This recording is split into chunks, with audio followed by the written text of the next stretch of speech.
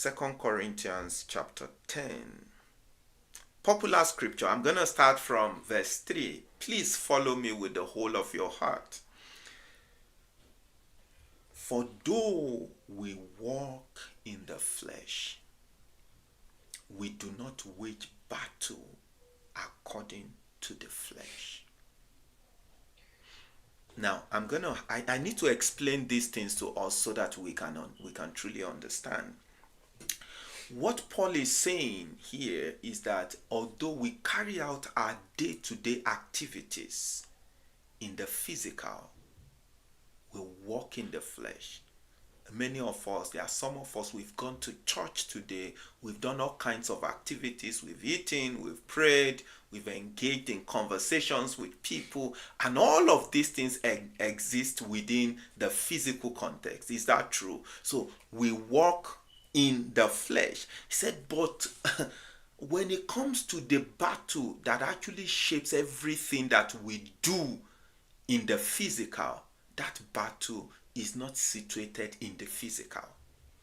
It means if everything you are fighting for and everything you are fighting with is limited in the physical, you are not in control of anything. You have been manipulated, you have been deceived.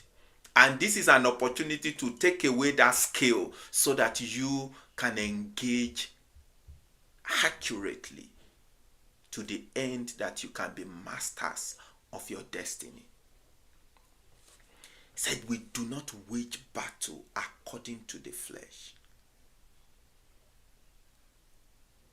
The one thing you should note there, you carry out your activities in the flesh, but you fight not in the flesh. He said, for the weapons of our warfare are not of the flesh. The equipment, the weapons of war that you use to engage in this battle, they are also not in the flesh. He said they are what? They are divinely powerful. They are spiritual. Another version says they are not carnal, but mighty through God. So your weapons are spiritual weapons because the location you are fighting at is a spiritual location. You see that? So you cannot use a physical weapon to fight a spiritual battle. Okay? Now, he said, but divinely powerful for the destruction of fortresses or strongholds. Now you know what you are fighting. What are you fighting? Strongholds. I need us to understand this. You carry out your day-to-day activities in the physical, but what shaped your life are not in the physical. The physical just respond to the spiritual. So the battle that you fight is in the spirit. They are spiritual battles. The weapon that you use to fight the spiritual battles are also spiritual weapons. And what you fight, the enemy that you fight are what? They call them fortresses or strongholds. Now, in order for you to understand this, we need to define stronghold. What is a stronghold? What is a fortress?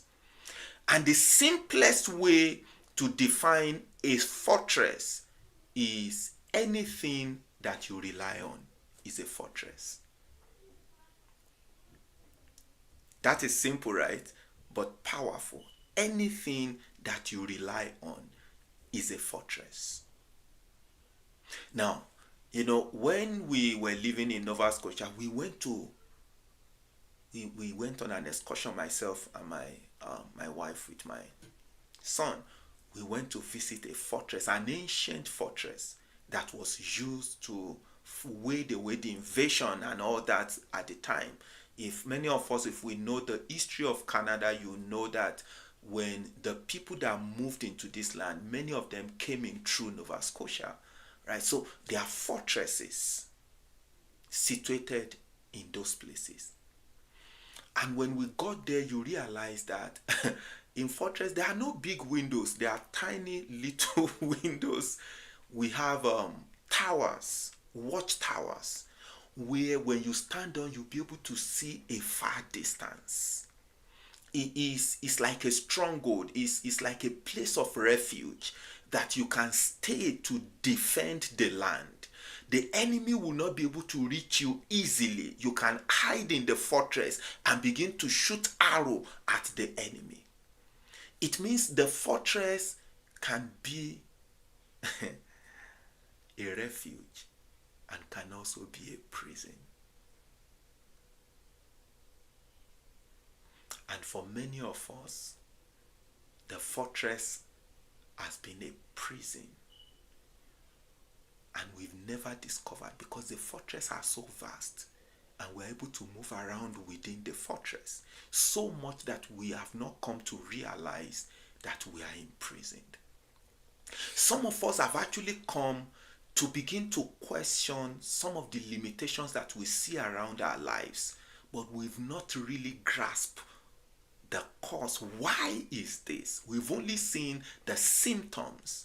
And as long as all we are dealing with are just the symptoms, we never get to the root cause. It will just be like cutting off the branches of a tree. It's just a matter of time. It will pop up again. You see that? So this scripture is telling us that what we are fighting against are fortresses. They are prison houses that has held us captive for so long. These are spiritual fortresses. I know you are moving around in your luxurious vehicle, you are moving around in your mansion, in whatever it is that you have in the physical. We are talking about spiritual prison that can limit everything and anything around your life to the end that you will not fulfill your purpose, to the end that you will live below your calling. Now, if we understand that, then we can proceed to verse 5. It says, we are destroying. Let me read this from NLT. I love it in NLT. Now, NLT said we are humans, but we don't wage war as humans do. We use God's mighty weapons, not worldly weapons, to knock down the strongholds. Then he began to explain to us what make up the strongholds. You know, when you are building a house, you put bricks together, and those bricks will get to a point that they will form a structure that can become a place of shelter, refuge for you. This scripture began to explain to us what the raw materials that were being used to build these spiritual strongholds. What are those raw materials? He said the strongholds of human reasoning and to destroy false argument. Verse 5, we destroy every proud obstacle that keeps people from knowing God. We capture their rebellious thoughts and teach them to obey Christ. Now, I want you to notice something there. Thoughts, reasoning, argument. Another word for argument there is imaginations. Please never forget these three words. I'm showing you the raw materials for building fortresses. And fortresses can be a refuge and can be what? A prison. Thought. In order to understand this scripture, you need to read it from upside down. Upside up. You turn it upside down. Down, up. That's the best way to understand it. Because it starts with thoughts. Thoughts are ideas that comes into your mind. Those ideas, you begin to think them. That's reasoning. You meditate on them. A point comes in your meditation that your power of imagination is activated. You see that? When your power of imagination is activated, you know what happens? Those thoughts are no longer just thoughts. They have become a concept. Because at this point, you can now see them.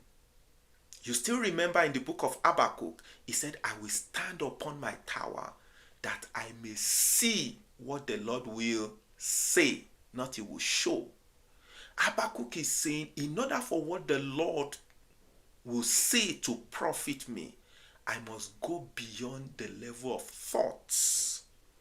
I must progress to the level of reasoning and then get to the point of imagination when it has become a picture. The proof that an idea has become a concept is that you can picture it. You can imagine it. It is that picture that you have conviction in. And it is that conviction that shapes your belief system to the end that your lifestyle is influenced. I'm showing you spiritual warfare. Remember, I have not spoken about demons because many of us, we think when we talk about spiritual warfare, we are talking about casting out demons. No. The princes in the spiritual realm, they war with ideas. Do you not see in the Garden of Eden when Satan came? He came with ideas. I don't have time to take us to the book of Ephesians where Paul said we do not wrestle with flesh and blood. And he showed us the princes in the realm of darkness that we wrestle with. He never said we cast them. And when you look at this scripture, it says we pull down this stronghold. We need to knock them out. We don't cast them out. We pull them out. This is wrestling. Many of us, we grew up in a home where everything that we know are curses. They tell you are not good for anything. Every time you are doing everything to please your parents with the hope that they can see the good child in you. And in your attempt to make them feel comfortable with you as a good child, you assume a posture that was a total departure from your design. You are no longer authentic. You can't be yourself again. As a matter of fact, you don't know yourself again because you never had the opportunity to truly explore yourself. All that you live your life doing is to please another. And you do not know that there are strongholds that are being built around your life. The thoughts.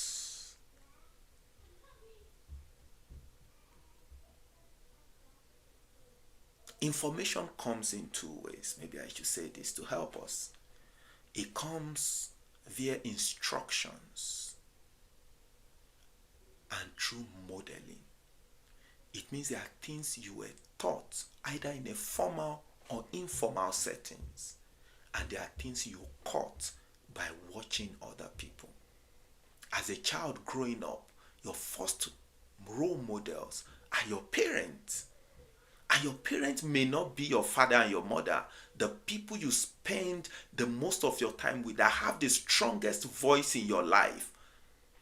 Within that age range when you are still accountable to them, those were your parents. And that's why the Bible never said obey your father and your mother. It said honor them, but obey your parents. Some of us were parented by social media. Some of us were parented by caregivers that had no values that will contribute to shaping our lives according to our purpose. And we imbibe those cultures and we are beginning to live them out. Ideas. And when we give our life to Jesus, the tragedy that many of us ignore is the fact that the theology that you were given will rest on that ideology. Because the ideology is what gives you the lens to capture theology, your knowledge of God. I met a young man sometimes ago, a couple of months or even up to a year now, going through all kinds of demonic manipulations. He is not hidden. He knows by himself. He had gone to pray. They have done all kinds of deliverance on this young man. And by the time I met him, it was more like, what do you want to do again that has not been done? So I asked him about his family. And he shared with me. He said it was when his father was on his deathbed that he told him that he cut covenant with Satan. He didn't know the details of the covenant, and the father passed. He lived his life without experiencing the love of a father. He never knew what it means to be loved, especially fatherly love. Talk of unforgiveness. He said, I have forgiven them. I have nothing against them. But now, there's an ideology rather that had been built because of this upbringing. And every scriptures that he read, every preaching, every sermon, every understanding of God sits on this ideology. So he was living his Christian life to please God with the hope that God will affirm him one day that, wow, you are my son. You see that? He never really knew how to accept the love of a father. He never really believed that identity was not meant to be earned or achieved. You are only meant to receive it. Because you don't have to do anything to be the son or the daughter of your father. Ideology. I engaged with a young man. He was telling me, I was asking him about his spiritual life. And he told me, he said the nature of his work would not allow him to have time to pray. I said, what's the nature? He spent a lot of time on the road. I said, that's not a problem. Then he said this to me. He said, even when he wants to fast, the wife would discourage that if you are fasting and you say the prayer you want to pray is while you are driving, the fast is not a fast. So because of that, no fast, no prayer, because prayer while driving is not a prayer. The spiritual, quote and unquote, the spiritual wife came with an idea that assassinated the spiritual life of the husband. Not because she wanted to, but there is an ideology that our seemingly religious belief sits upon. And that ideology is causing more havoc, more evil than good. And many of us, we do not understand that these are some of the limitations that we are experiencing in and around our lives. What are those ideas? What are the reasoning, the picture that you have in your mind? Is the reason why God can communicate powerful things to you. And the ideology, we misinterpret it. Let me give you an example. Some time ago, I did an experiment. I think it was one of our leadership training or workers retreat. I asked one of us, based in Nigeria, I said, close your eyes and picture an apple. Just picture the apple. And after a few seconds, I said, tell me about the apple you pictured. And she described the apple, green. And then I said, when I asked you to picture an apple, I actually wasn't thinking about green apple. I was thinking about yellow apple. And she said to me, are there yellow apples? That she has never seen it before. Now look at this. It means that the information I provided for her, she can only capture it within the scope of what? Of her knowledge. There is no resources for her to picture the kind of apple that she had never seen before. And because of that, she misinterpreted my communication. Apple. Say, I know apple. I've seen apple. I've eaten apple before. But what kind of apples are we talking about? These are some of the limitations that many of us have experienced in our walk with God. That when God said, I have done it for you, you take off and you begin to rejoice that he has done it without even understanding what it means for God to say that I have done it. And I was a victim of the same until I realized that this thing is taking too long. You have done it, but I'm not seeing it. So I went back to him. What do you mean when you said you have done it? Then I realized, and this is just an example, I realized that when God said, I have done it, in some occasions he's actually saying, I have done it in my principles. That there is a dimension of his power that is invested in principles. Anyone that obeys the principle will see the result. So I have done it. My knowledge never captured that. You see that? What are these fortresses, these strongholds that you have built over the years that needs to be pulled down? What are the ideas that continues to run your life? You know, in Romans 7, Paul was lamenting, said, I want to do the will of God, but I find myself doing other things. Then I discovered that there is a law that is at work in me, that is warring against the law of my mind, holding me into captivity to the obedience of the law of sin and death. Who will save me from this wretched body of death? And every one of us will go through that phase. Every one of us. Because only few, I don't even know if I can say few, but to be on the safer side, I would say only few people had the privilege of interfacing with the original ideas that the Creator put in place to sponsor their lives.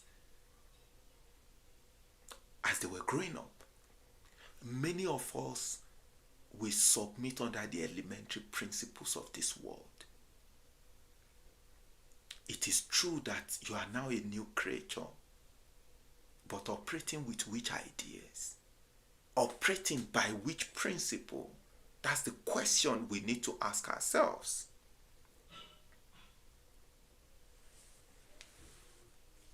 We need to capture the rebellious thoughts. You need to be taught on how to obey Christ, because the same way we have the elementary principle of the world, we also have the elementary principles of Christ. You will see that in Hebrews chapter 6 from verse 1. The elementary principles of Christ that are meant to be the foundational principles that you will build your Christian life on. And if that foundation is missing, every other thing will just be performances. I need to tell you that every idea that you receive has a spiritual weight, a spiritual undertone in them. Either you receive it in a university setting, in a lecture room, in your interaction with friends, with parents, with family members. Don't take ideas as neutral. Ideas are not neutral. They have spiritual weight. They either promote your alignment to your original design, or they cause a complete departure from that design. I want to awaken your awareness, your consciousness into the ideas that you built. And every day of your life you receive ideas. There are thousands of thoughts that rushes through your mind on a daily basis. But many times we never really ask ourselves the question, where are these ideas coming from?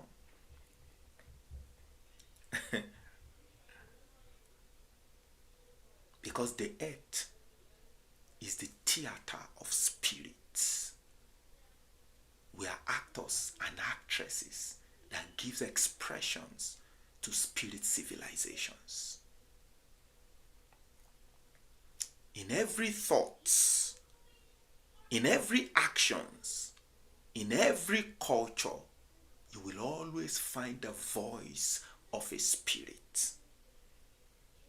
And there are only two sides. Only two sides. The multitude, the thousands of ideas that rushes through your mind on a daily basis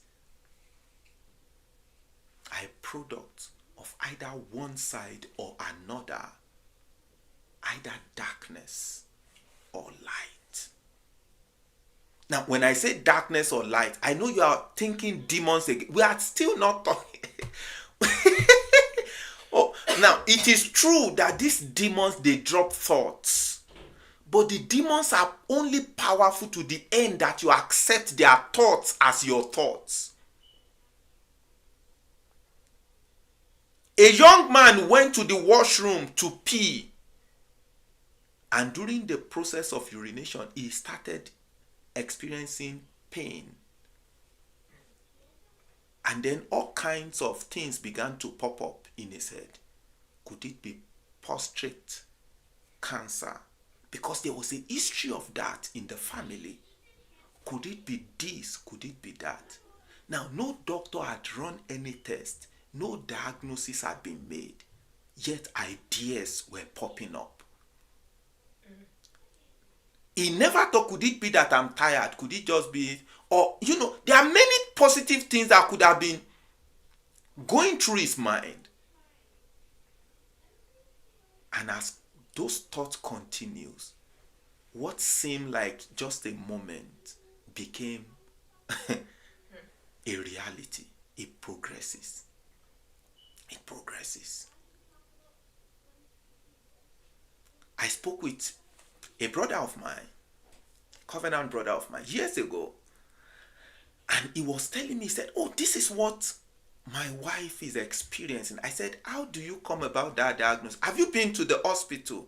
He said, no, but this. I said, do not be a slave to an idea that had not even been proven. That's not who you are. By his stripes you are healed. That's an idea. He never said you will be healed. He never said you are being healed.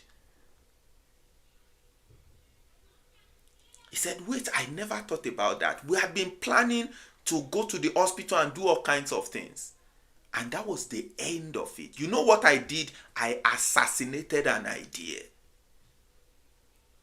And as long as that idea stayed dormant, it will be powerless. How many ideas, how many thoughts have you accepted to be your reality, and continues to plague you and shape your possibilities?